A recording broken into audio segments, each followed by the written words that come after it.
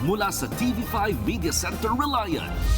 Kasama ang buong puwersa ng News 5. Ito ang 28 KBP Golden Dove Awards Best TV Newscast.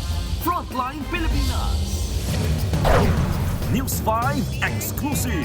We are going to transfer to the other side over there. Mga Pilipinong biktima ng scam hub sa Myanmar, kinailangang tumawid ng ilog matapos silang masagip. Mga uuwi na probinsya para sa undas, papasanin ang malaking taas presyo sa petrolyo. Toll plaza sa mga expressway, pinipilahan na ng mga nagpapakabit ng bago at isang RFID. Ombudsman Boying Remulla, tiniyak na wala siyang cancer. At ito na nga, Elena Darna, nilinaw ang chismis na nagdadawit kay Sara Labati sa umunoy hiwalayan nila ni Derek Ramsey.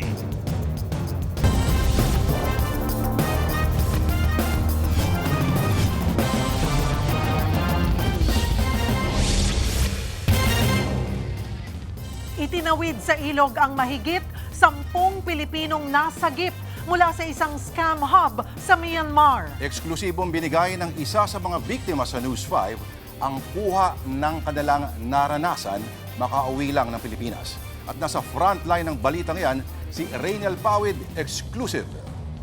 We are going to transfer to the other side over there. Maputik ang ilog. Sa ilalim ng tirik na araw, pilit na tumawid sakay ng bangkang walang katid ang mahigit 10 Pinoy na nasadlak sa scam hub sa Myanmar. October 19 nang masagip ng Myanmar military ang higit 200 Pinoy. It's already done. We already crossed the river, ma'am. Pagdating sa border ng Thailand, 7 oras silang ibinyahe para makarating sa Bangkok sa kustodiya ng Philippine Embassy. Rito sila maghihintay para makauwi ng Pilipinas. Ayon sa Department of Migrant Workers, inaayos na ang exit documents ng mga nasagip na Pinoy. Nadiskubring idinaan sa backdoor exit ng Pilipinas ang mga biktima papuntang Myanmar. Ang siste dumaan sila sa bundok at bumaba sa dagat at saka sila isinakay sa bangka patawid muna ng Malaysia. Yung ilalabas, 4 na perpetrators naman doon, 13 ang ilalabas nila via the backdoor sa Rizal, Palawan. Lumalabas na naengganyo ang mga Pinoy sa alok ng mga recruiter na trabahong customer service related. May sahod daw itong 40 hanggang 50,000 pesos kada buwan. Sabi ng BMW, karaniwan sa recruitment ay nangyayari online. Kaya naman ang kanilang digital surveillance team nakapag-take down na ng higit 70,000 social media accounts. Pero ang totoo, babagsak sila sa scam hub. Ayon sa DMW, dating mga POGO worker ang mga Pinoy na nawalan ng trabaho. Dahil silang kumbaga illegally linilipat sila doon. There's no question that some if not many of the victims are willing victims. Sa nakalipas na 2 taon, higit 1,000 Pinoy na ang na-repatriate dahil sa pagiging scam hub worker sa Golden Triangle. Yan ang mga bansa na Myanmar, Laos at Cambodia. Nagbabalita mula sa frontline, Rainiel Pawid, News 5. Inulan ng abo ang ilang bayang malapit sa Bulkang Taal sa Batangas. Yan ay matapos 4 na beses pumutok ang bulkan nitong weekend. Nasa frontline ng balitang yan, si Gerard de la Peña. Pasado alas 8 ng umaga nitong linggo, biglang pumutok ang Bulkang Taal sa Batangas. Makalipas lang ang ilang minuto, muli itong sumabog. Nakunan pa ng residenteng si Noel Ballesteros ang katakot-takot na pagbuga ng abo. Ano po? Lumakas na naman! Nalapit na sa amin ang usok! Pusipat na tayo! Oh my gosh! Kita kung gaano kataas ang pagsabog. Alis na kaya tayo. Grabe lakas. Sa inilabas na video ng Fivox, unang nagbuga ng usok ang Bulkang Taal, mag-aalas 3 ng madaling araw. Sinundan ito ng 2 pagsabog pasado alas 8 ng umaga. Tumagal yan na mahigit 5 minuto. Nagkakaroon po ng contact yung groundwater sa magma sa loob ng bulkan. So nag-generate po ito ng tinatawag nga natin itong phreatomagmatic eruption. May parte dito. Pero hindi dyan natapos ang pangamba. Putik na po ang iniuulan na po sa aming barangay. Inulan naman ng abo ang mga kalapit na lugar, kabilang na ang bayan ng Agoncillo. Ayan po ang kulay ng baha ng galing sa Bulkang Taal. Ayan. Agad naman naglinis sa mga residente. Bago yan, nagkaroon ng minor eruption sa Bulkang Taal. Sobra hong nakakatakot ho. Ay awa ho ng Diyos naman ay bandang kwan ho ay medyo humupa siya.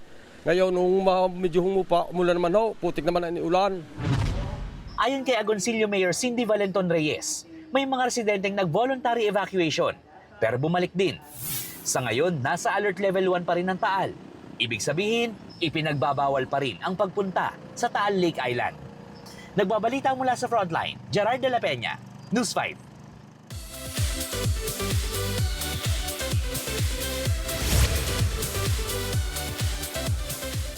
Ngayong gabi mga kapatid, eto na nga po, patutunayan ni People's Champ Manny Pacquiao that age is just a number. Dahil even at 46, makikipagsabayan ng lakas si Manny kasama ang ilang atletang Pinoy para ilaban ng Team Philippines sa reality show na Physical Asia. Nasa frontline ng balitang yan, si MJ Marfoy. Manny had left already as in athlete. Walk out yan? Naloka! Ang mga host at celebrity athletes mula sa iba't ibang bansa nang biglang nag-exit frame si People's Champ Manny Pacquiao sa gitna ng global press conference ng Netflix series The Physical Asia. I hope Manny can be back where we lost him. Funny moment, palakad-lakad pa si Manny hanggang sa tuluyang bumalik. Oh, Manny is back. Makuha namin. Sasabak siya sa follow-up series ng hit reality show na Physical 100.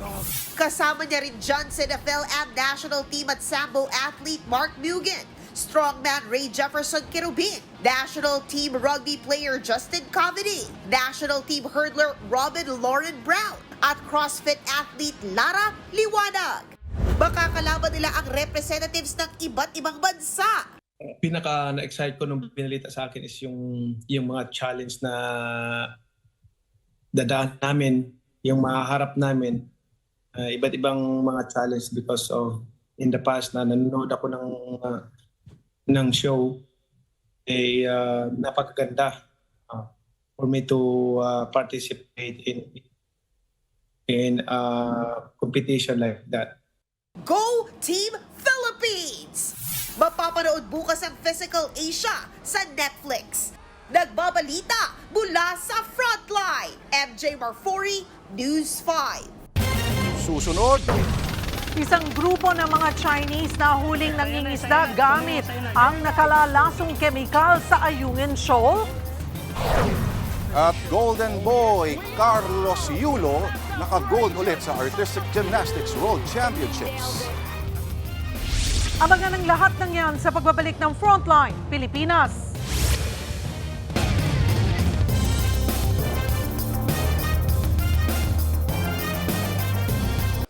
Mga kapatid, Cheryl Cosing po. Maging maalam at may pakialam sa mga napapanahong issue at headlines. Mag-follow at mag-subscribe na sa social media pages ng News 5.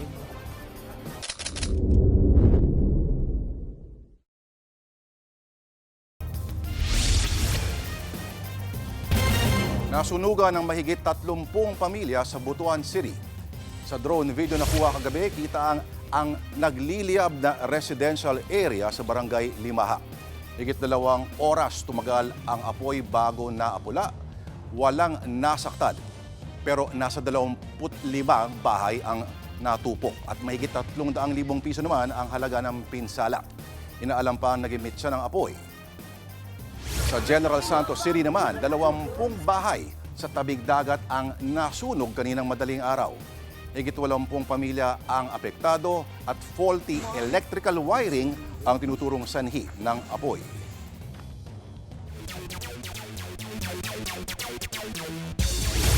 May panibagong ginto na namang iuuwi sa bansa si Philippine Gymnastics Golden Boy Carlos Yulo. Naghari si Kaloy sa vault event ng Artistic Gymnastics World Championship sa Indonesia. Nagtala ng total score na 14.866 si Kaloy sa final. Naungusan niya ang 7 top world gymnasts. Ito ang ikalawang ginto ni Kaloy sa vault sa World Championship. Nauna na ring nagwagi ng bronze si Kaloy para naman sa floor exercise event. Nananatiling winless ang UE Red Warriors sa UAAP Season 88 Men's Basketball Tournament. Pinakahuling nagpataob sa kanila ang Adamson Soaring Falcons, 56-53. Naunguna si Cedric Manzano matapos ang double-double na 11 points at 10 rebounds. May tig-apat ng panalo at talo ang Falcons. Wagi naman ang De La Salle Green Archers kontra sa UST Growling Tigers 86-77. Sinubukan ng Tigers na humabol at napaliit pa sa 6 ang lamang sa 4th quarter. Pero sa huli, hindi nila naungusan ang Archers. Ito na ang ikatlong sunod na panalo ng Archers na may 5 wins at 3 losses na record.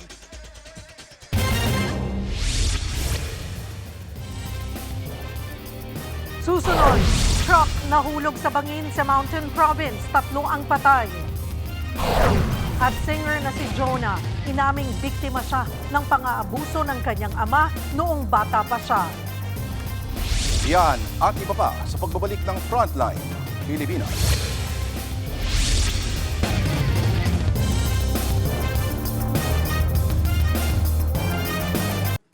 Mga kapatid, Julius Babaw po. Para sa komprehensibo at makabuluhang balitaan at talakayan, mag-follow at mag-subscribe na sa social media pages ng News 5.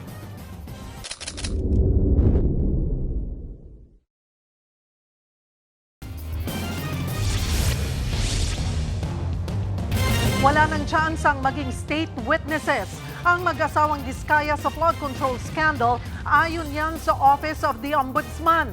Dahil daw yan sa desisyon ni Sara at Curly Diskaya na wag nang makipagtulungan sa investigasyon ng Independent Commission for Infrastructure o ICI. Ayon kay Assistant Ombudsman Miko Clavano, bilang prosecutor sa mga isasampang kaso, hindi nila kukuning state witnesses ang mga Diskaya. Tatanggalan na rin daw sila ng proteksyon. Dagdag pa ni Clavano, itutuloy din nila ang pagsasampa ng mga kaso laban sa mga Diskaya at padadalhan sila ng sabina. Sa ibang balita, 3 ang patay habang 2 ang naiulat na nawawala matapos mahulog sa bangin ang isang truck sa Bontoc, Mountain Province kaninang umaga. Ayon sa investigasyon, sumalpok muna ang truck sa 2 nakaparadang sasakyan bago ito nahulog sa bangin at dumiretso sa Chico River. Patungo sana ang truck sa isang construction site sa bayan ng Sadanga, sakay ang 5 construction workers, 3 sa kanila patay na nang natagpuan ng mga rescuer. So ngayon patuloy ang search and rescue at retrieval operation sa ilog kung saan posibleng inanod ang mga nawawalang biktima.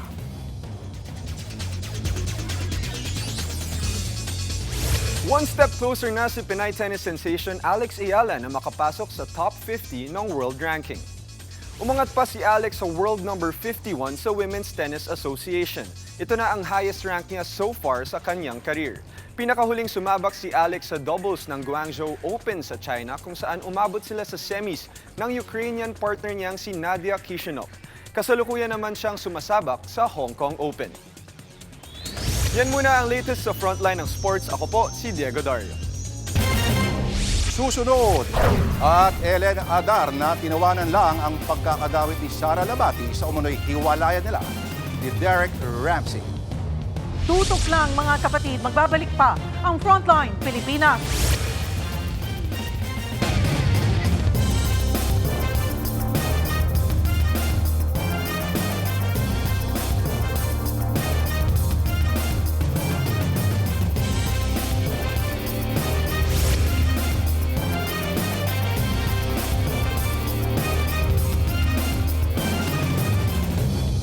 Mga kapatid, Jervy Wrightson po. Eto na nga. Para sa latest showbiz news at iba pang kay-alaman, mag-follow at mag-subscribe na sa social media pages ng News 5.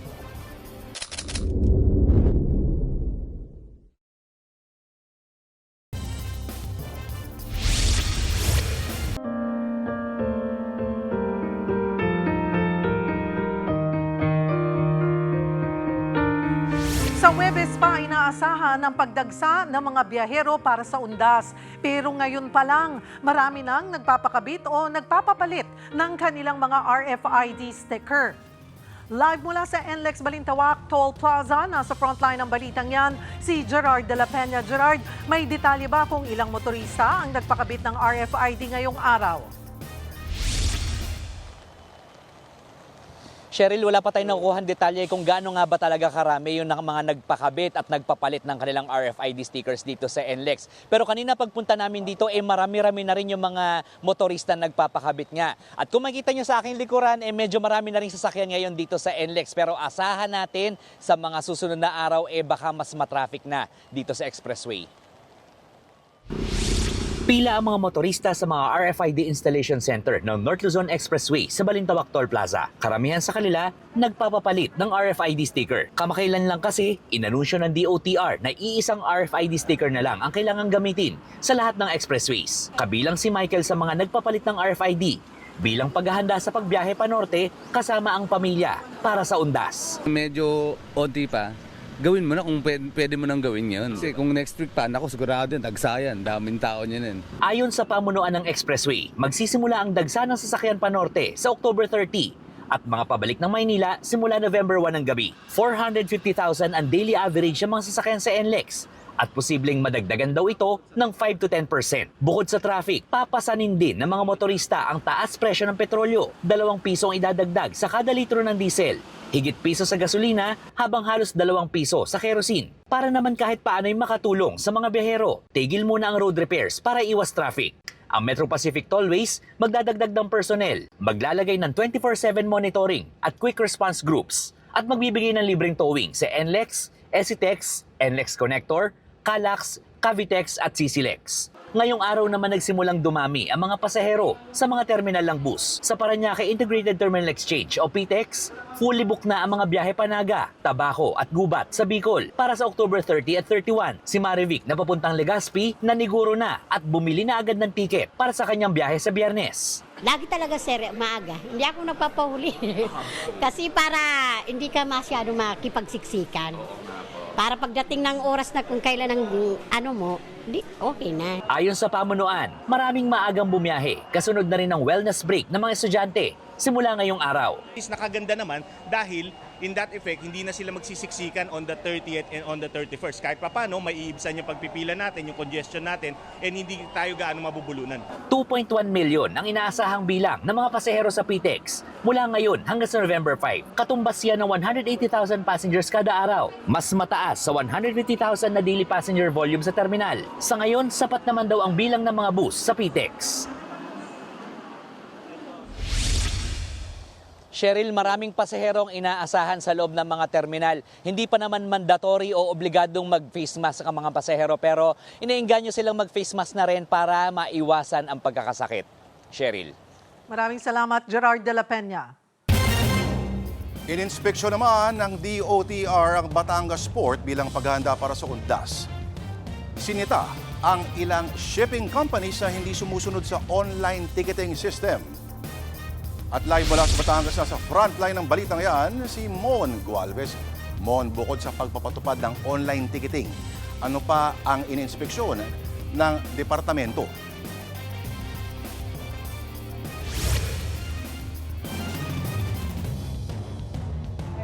Mula sa ticketing office sa Batangas Port, waiting area ng mga pasahero, hanggang sa mismong sasakyang barko, ininspeksyon ng mga opisyal ng Department of Transportation at ng Philippine Ports Authority. Isa sa mga napansin ay ang hindi pa rin paggamit ng online ticketing system ng ilang shipping companies. Panahon pa ni Transportation Secretary Vince Dizon, iniutos na gawin ng digital ang ticketing system. Ang dahilan kung bakit hindi pa yan magawa. May resistance din kasi doon sa mga shipping lines, and at the same time nung ibang nakaraang pamumuno sa DOTR, medyo malamig din ang pagtanggap nila doon sa sistemang. Sa tansya ng mga otoridad, posibleng abutin ng 19 hanggang 22,000 na pasahero kada araw ang daraan sa Batangas Port ngayong undas. Doble ang dami ng mga pasahero sa regular na araw. Sa ngayon naman, kaunti pa mga pasahero. Kaya ang pamilya ni Flor, sinamantala na ang pagbiyahe. Para hindi na kami ganong mahassle sa siksikang maraming tao. Kasi may mga kasama akong anak, mahirap. At para maibsan kahit paanong siksikan, nag-issue ng special permit ang Marina para sa mga karagdagang barko. Nagpaalala rin ng DOTR na wala dapat pagtataas ng pasahe. Kapag sa tingin namin na mas tinataas nilang presyo na walang pahintulot ang gobyerno, ay isa pong paglabag yan sa kanilang prangkisa. Naka-heightened alert na rin ng Philippine Coast Guard para sa seguridad ng mga pasahero. Inaabot naman ng ilang oras ang paghihintay ng mga motoristang pumila para magpapalit ng RFID stickers at gawing iisa na lamang para sa magkakaibang expressway. Kabilang si Isaac Aliling na 5 oras pumila sa gasolinahan sa Lipa, Batangas. Ang alam namin madali lang, tapos ganito para sobrang tagal. Pati ang ibang motorista na bad trip sa proseso. Hindi maganda ang system. Paalala ng San Miguel Corporation, kailangan muna mag-apply online para sa One RFID bago dumiretso sa installation booth. Sa Manila-Cavite Expressway o Cavitex naman, inaprubahan ng Toll Regulatory Board ng dagdag sa toll fee para raw ito sa maintenance, kaligtasan at improvement ng expressway. May dagdag na 4 hanggang 13 piso depende sa klase ng sasakyang daraan sa Cavitex R1 portion o mula Seaside hanggang Zapote. Habang hanggang 45 pesos naman ang itinaas sa mga daraan sa Cavitex mula Zapote hanggang Kawit. Lord, sa mga oras na ito, wala pa masyadong pasahero, mangilan-ngilan pa lamang o halos wala pang ang pila sa ilang mga ticketing offices dito ng mga shipping company. Yan ay lalo kabaligtaran no, ng mga sitwasyon dito kapag ganitong papalapit ng undas na kung saan talagang hindi na matawiran itong era na ito sa dami ng mga pasahero. Inaasahan kasing dadagsa dito ang mga babiyahe simula sa darating na Miyerkules hanggang Biyernes kung saan idineklara na nga rin special non-working day itong October 31. Lord. Alright, maraming salamat sa iyo, Mon Gualvez. Opisyal nang nagsimula ang amihan o Northeast Monsoon Season sa bansa. Ibig sabihin, asahan na ang mas malamig na panahon sa mga susunod na araw. Ayon sa Pag-asa, ang paglakas ng high pressure area sa East Asia ang nagdulot ng bugso ng hanging amihan sa hilagang bahagi ng Luzon. Inaasahang magpapatuloy ang sunod-sunod na bugso ng amihan sa loob ng 2 linggo na magdudulot ng malamig na simoy ng hangin at mas maalon na karagatan sa Northern Luzon. Sa ibang balita, isang grupo ng Chinese nationals ang nahuling iligal na nangingisda sa Ayungin Shoal. Nakumpiska rin sa kanila ang ilang bote na umano'y cyanide, isang uri ng kemikal na pinagbabawal sa pangingisda. At nasa frontline ng balitang yan, si Brian Castillo. Hey! Stop! Hey! Hey! Stop! Hey! Stop! Stop! Get out there! Stop! Stop! Biyernes ng gabi nang sitahin ng tropa ng BFP Sierra Madre ang bangkang yan ng mga Chinese na iligal umanong nangingisda sa Ayungin Shoal. Pilit pinapahinto ng ating mga sundalo ang mga Chinese. Pero imbis na huminto, lalo pa nilang pinabilis ang takbo ng bangka. Hey, stop! Stop!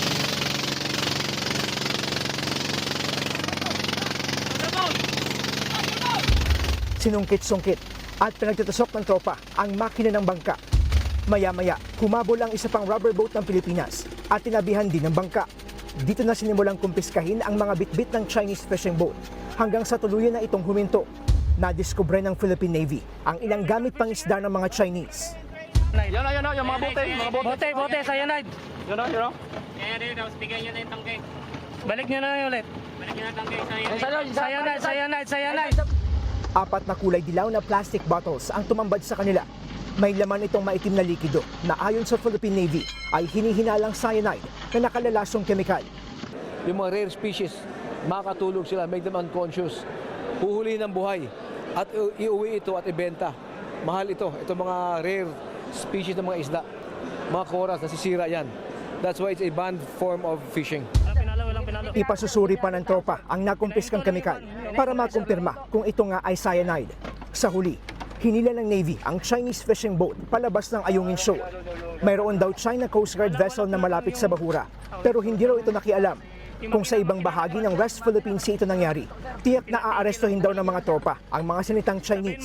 Pero hindi na ito ginawa dahil sa anilay operational security concerns. Kasi kung hinuli mo yon, inapprehend mo yon, papakainin mo, iakyat mo sa barko, maghintay ka ng rore bago mo i-transport to mainland Palawan. That was the foremost consideration na pag pinaakyat mo, makita nilang loob ng Sierra Madre. Nagbabalita mula sa frontline, Brian Castillo, News 5. Binatikos ni PCG spokesperson Jay Tariela si Congressman Paulo Duterte dahil sa pagpuna niya sa pahayag ni AFP Chief Romeo Browner tungkol sa Typhoon missiles ng Amerika. Buwelta ni Tariela, linyahang China ang mga pahayag ni Pulong. Nagbabalik si Brian Castillo. Pinaliwanag ni AFP Chief of Staff General Romeo Browner Jr. kung bakit gusto ng China na paalisin ang mga Typhoon missiles ng Amerika sa mga EDCA sites sa Pilipinas. Sa panayam ng DZRH, sinabi ni Browner na kinatatakutan ng China ang mga missile na ito. Pagka pinalipad po yung mga missiles na ito, ay aabot hanggang mainland China. Hanggang mainland. At aabot rin po dun sa mga artificial islands sila. Kaya sila natatakot. Pero binanatan ito ni Davao City 1st District Representative Paulo Duterte. Tanong niya, masisiguro bang mapipigilan nito ang ganti ng China? O isusugal lang ni Browner ang buhay ng mga Pilipino para maipakita kung gaano siya kalapit sa mga umano'y boss niya? Dagdag pa ni Pulong, sino raw ba ang sineserbisyohan? Ang Pilipinas o ang CIA ng Amerika? Resback naman ni PCG spokesperson for the West Philippine Sea, Commodore J. Tariela, panahon na para kontrahin ang mga kwentong made in China na naglalayong hatiin ng bansa. It is our obligation and responsibility to counter all these lies and misinformation. Kung sasabihin mong ito ang magiging dahilan to provoke China, alam mo, itong mga linyahan na to, linyahang China to eh. Paliwanag naman ng AFP, totoo ang sinabi ni Browner tungkol sa Typhoon missiles, na para lamang ito sa training at capacity building, para raw ito sa interes ng Pilipinas at hindi ng anumang bansa. Nagbabalita mula sa frontline. Brian Castillo, News 5.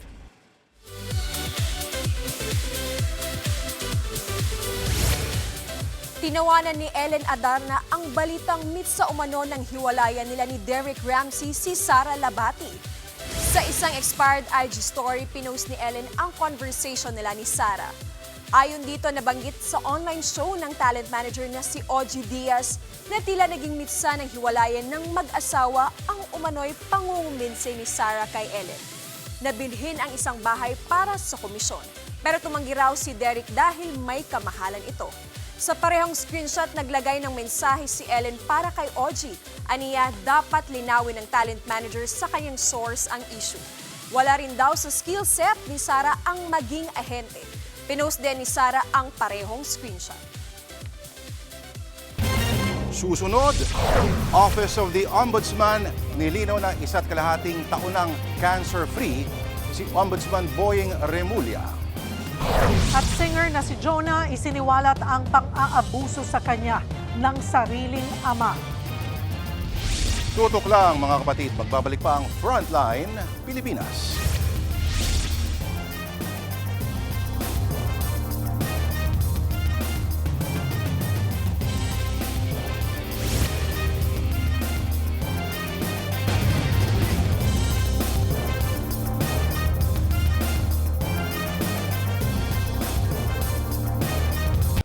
Mga kapatid, Cheryl Cosing po.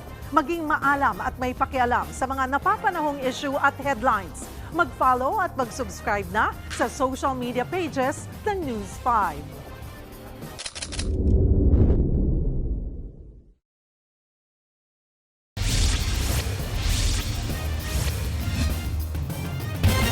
Mahigit 1 taon ng cancer-free si Ombudsman Boying Remulla. Yan ang paglilinaw ng opisina niya matapos niyang ibunyag na nagkasakit siya ng leukemia matapos maoperahan sa puso. Nasa frontline ng balitang yan, si Ian Suyo.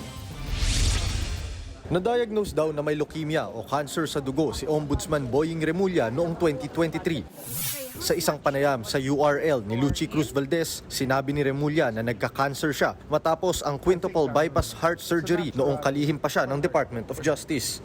At nung pagaling na ako, ay na-diagnose naman ako ng cancer. Ito yung dugo na galing sa aking anak. Oh, so yung anak mo yung... Anak ko, full match kami. Kaya naka-recover ako at mukhang maganda naman ang prognosis. Paglilinaw rin ng Office of the Ombudsman, mabuti na ang kalusugan ngayon ni Remulla. 1.5 taon na rin daw na cancer-free ang Ombudsman. Ang sinabi raw ni Remulla sa panayam ay dati niya pang pinagdaanan. Ang sigurado raw ngayon, determinado si Remulla na panagutin ang mga responsable sa flood control scandal. Mukhang isa rin sa tututukan ay ang kaso ni Senator Joel Villanueva. Sa parehong panayam, sinabi ni Remulla na hindi pa siya tapos kay Villanueva matapos baliktarin ni dating Ombudsman Samuel Martires ang 2016 dismissal order ng senador. Pinapalabas daw ngayon ni Villanueva na hinaharas siya dahil sa kasong ito. Tama ba yun? Di ba? Ba't hindi lumabas yan sa ating lahat? People of may interest yan sa taong bayan. Binoto natin ng tao. Tapos ganon? Tatago mo sa amin yung totohanan? Hindi pa kami tapos. Pwede pa ba ma-reverse yun ulit? Hindi, pag-aaralan namin. We might have to refile the case. Oh, Wala naman double jeopardy yun. It sucks. Yung bagay na yun, di ba? Ang sama eh. Wala pang pahayag tungkol dyan si Villanueva. Nagbabalita mula sa frontline, Ian Sul, News 5.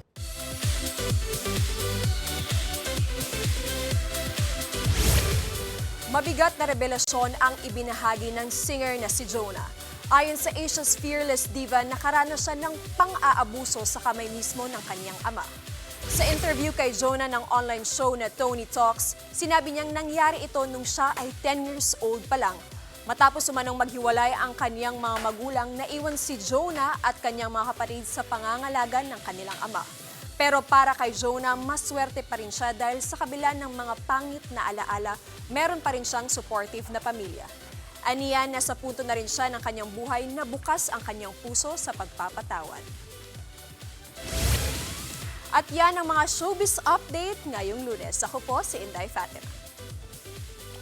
At abangan niyo po kami ulit bukas sa TV5 sa 1PH, RPTV, True TV at 105.9 True FM. Kami ang inyong kapatid sa balitaan at public service. Walang iwanan sa Frontline Pilipinas.